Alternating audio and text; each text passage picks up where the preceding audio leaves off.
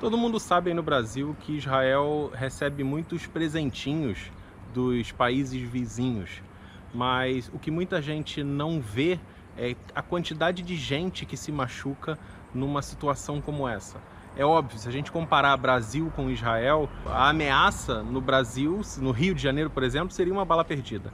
Aqui a ameaça é muito maior. Mas por que a gente não vê grandes notícias de gente machucada aqui em Israel? E é exatamente isso que eu vou mostrar para você hoje. Como são feitas as casas aqui em Israel. O que tem de segurança nas casas.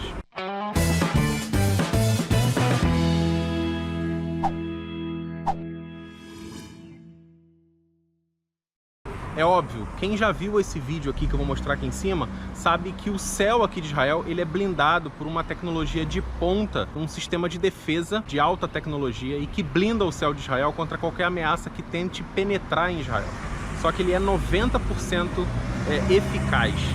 Então esses 10% que podem vir a penetrar no céu de Israel, a gente tem dentro das casas um sistema de segurança que é exatamente o que eu vou mostrar para você agora. Como é que é um apartamento israelense por dentro, um ainda em construção. Vamos lá.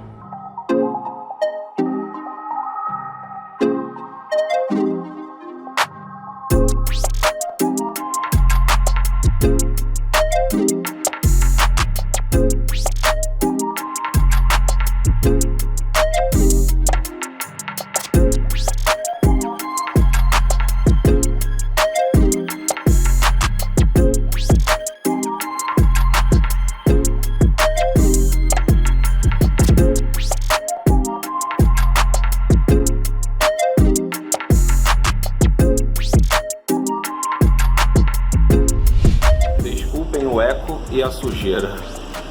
Então, aqui é uma sala que futuramente vai ser compartilhada com uma cozinha. Ali no chão tem a tubulação da cozinha. Uma sala muito boa, bem boa. Uma varanda show de bola. Dá para botar uma churrasqueira, um sofá. Bem boa a varanda.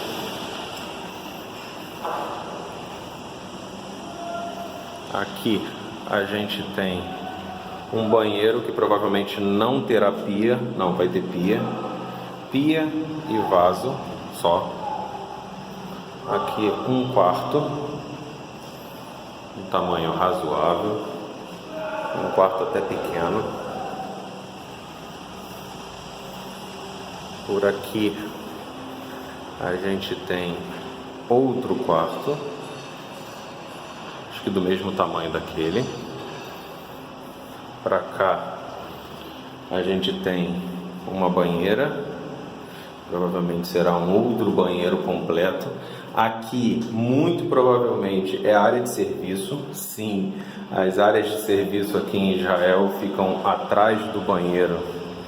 E aqui a gente tem uma suíte, é um quarto um pouquinho maior, com um outro banheiro. Não sei porque essa banheira não está dentro da suíte, enfim. E aqui é o que eu queria mostrar para você. Uma porta, um tanto diferente, e mais um quarto. Só que esse quarto tem uma particularidade. Então a gente tem um apartamento de 1, 2, 3, 4 quartos. Sendo que esse quarto, ele é o quarto de segurança. Ele é o que a gente chama aqui de mamad.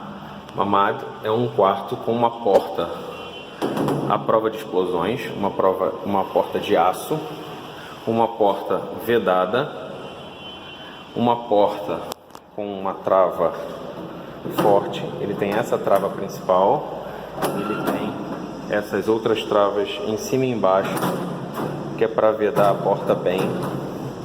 E a janela desse quarto é uma janela também de aço maciço à prova de explosões. Aqui dentro geralmente as pessoas deixam comida para alguns dias, água, geralmente a cama das crianças ficam aqui dentro. Para quem está procurando apartamento para locação ou apartamento para comprar, é um item muito importante, sendo que é um item que ainda encarece bastante os imóveis. Não que os outros você não se proteja, você se protege. mas você tem um miklat do edifício, né? Todos descem e você tem um quarto de segurança, um quarto maior no subsolo do prédio, como é o meu prédio lá em Nahariya. Então aqui você já está dentro do seu apartamento e cada apartamento tem o seu próprio mamad. Você não precisa sair do seu prédio. A realidade é outra. A gente falando assim parece que é uma coisa que acontece corriqueira, mas não. E a quantidade de gente que se machuca quando há alguma coisa é mínima. Claro, quem obedece às orientações de segurança. O apartamento, o prédio, é como esse prédio aqui. Ali é a cobertura e os outros apartamentos. Não é um alto padrão, mas é um padrão bem maneiro, um padrão bem confortável. E é uma cidade que está em plena expansão. É uma cidade nova em Israel. Harish fica ao centro, fica na parte central de Israel. E é uma cidade bem promissora, que tem alguns apartamentos bem baratos. Só que ainda está tudo em expansão, né? Comércio em expansão, transporte em expansão. É uma cidade que está sendo construída do zero. Resumindo, o prédio inteiro pode cair, mas esse quarto ele fica em pé. Todos esses quartos, toda essa coluna de proteção fica em pé.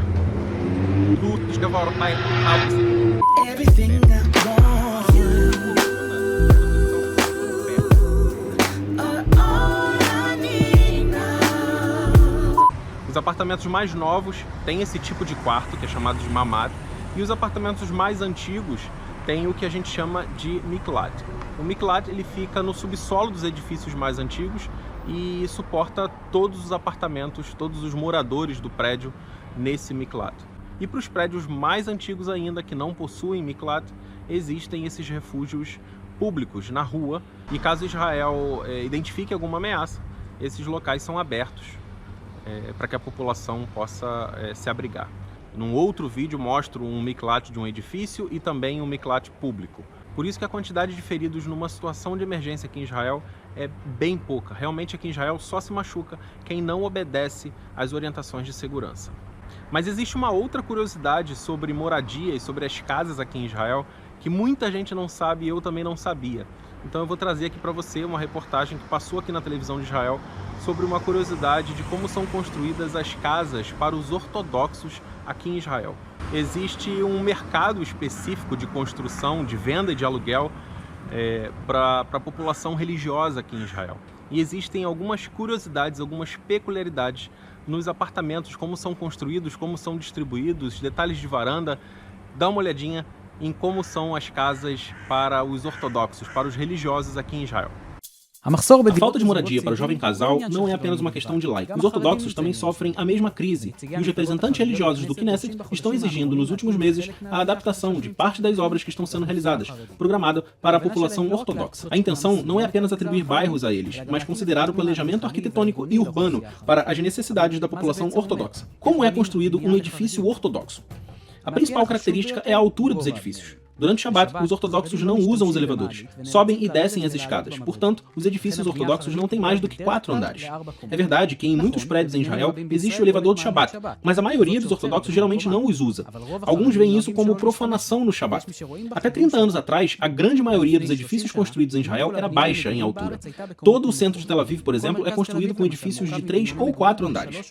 Mas, por um lado, a engenharia civil avançou e, por outro, a demanda por terras cresceu. E foi assim que começou a construir-se casas nas alturas. Esse tipo de construção causou os problemas ortodoxos. Eles foram forçados a construir novos bairros com edifícios baixos para serem úteis para eles. Em vários bairros ortodoxos, há construções usando as montanhas, como em Haifa. Dessa forma, você pode construir um edifício mais alto, digamos com 8 andares, entrar no edifício no 4º andar e subir ou descer não mais do que 4 andares. Essa restrição aos ortodoxos não é protegida por lei, e os ortodoxos que desejam viver nas grandes cidades devem se render e viver em prédios muito altos. Em Bnei Brak, por exemplo, existem edifícios de 7 andares. Lá, as pessoas levam em consideração que no Shabbat devem entrar e sair a pé, mas usarão o elevador do Shabbat para o carrinho do bebê. Eles colocam o carrinho no elevador e esperam por ele lá embaixo. Varandas. Em edifícios normais, elas são construídas uma abaixo da outra. Nos prédios para os ortodoxos, eles são dimensionados e serão chamados de varanda sukkah, porque o uso principal será dado durante os 8 dias em que eles deverão morar dentro da sukkah, durante o festival de Sukkot. Basicamente, uma sukkah é aquela onde você pode ver o céu através das folhas das palmeiras. E se o telhado da varanda do vizinho estivesse em cima das folhas, eles veriam apenas cimento. Não é uma lei judaica construir a sukkah na varanda das casas, mas quem quer vender apartamentos para os ortodoxos oferece esse tipo de varanda para seduzi-los ainda mais. Hoje, essas varandas se tornaram o padrão de todos os bairros ortodoxos que são construídos. Os arquitetos brincam com as varandas e constroem edifícios interessantes que não são vistos em bairros seculares. Existem também soluções para os ortodoxos que não são interessados em varandas fixas. Muitos edifícios são construídos com quartos externos para crianças com tetos dobráveis. Durante o ano, eles têm um quarto para os meninos e em Sukkot eles abrem o teto, tiram as camas e são transformados em uma sukkah. O que os ortodoxos que vivem em prédios antigos fazem? Quem não quer fazer sukkah no telhado ou no pátio, constrói uma sukkah externa com ferro e madeira de suas próprias casas. Nesse bairro de Jerusalém, a maioria dos edifícios é antiga e, portanto, durante Sukkot, todo o bairro é transformado em um monstro feito de ferro e madeira. O que é mais importante em um edifício para os ortodoxos? Um jovem casal ortodoxo com 1 ou 2 filhos compra um apartamento de 3 ou 4 quartos. Mas essa casa deve se adaptar ao longo dos anos para 6 ou 8 filhos, para ter 7 ou 6 quartos. Uma família ortodoxa comum não se mudará nessa situação. Eles vivem confortavelmente em casa, perto das sinagogas e da comunidade. Portanto, a casa que eles compraram deve ser programada para a possibilidade de ampliá-la no futuro. Por que não construir logo uma casa grande? Como a construção para os ortodoxos deve ser barata, as empresas de construção que participam de leilões podem ganhar o direito de construí-las. As construções vendem casas pequenas, deixando a opção de ampliá-las para o futuro.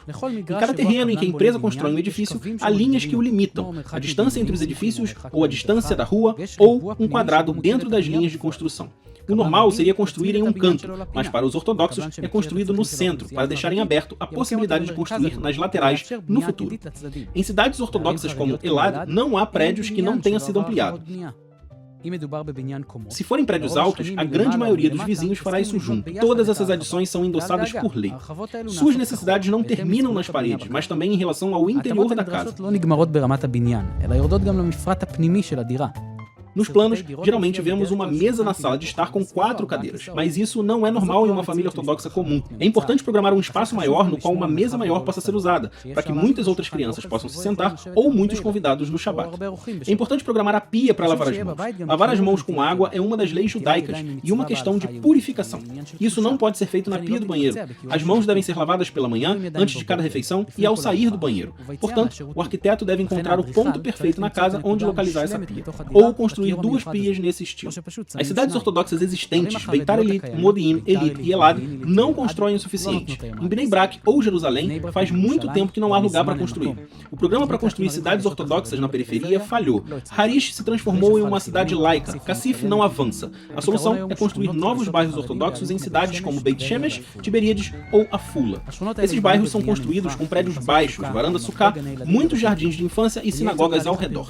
E esse será o processo de urbanização da população ortodoxa que continuará a crescer ao longo dos anos.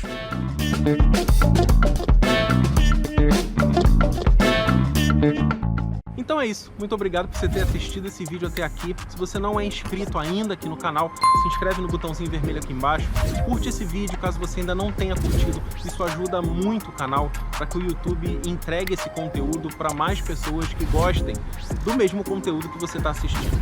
Então se você não é inscrito, se inscreve aqui embaixo, curte esse vídeo e não esquece de compartilhar isso com aquele amigo que você sabe que vai gostar desse assunto. Um forte abraço para você e até semana que vem.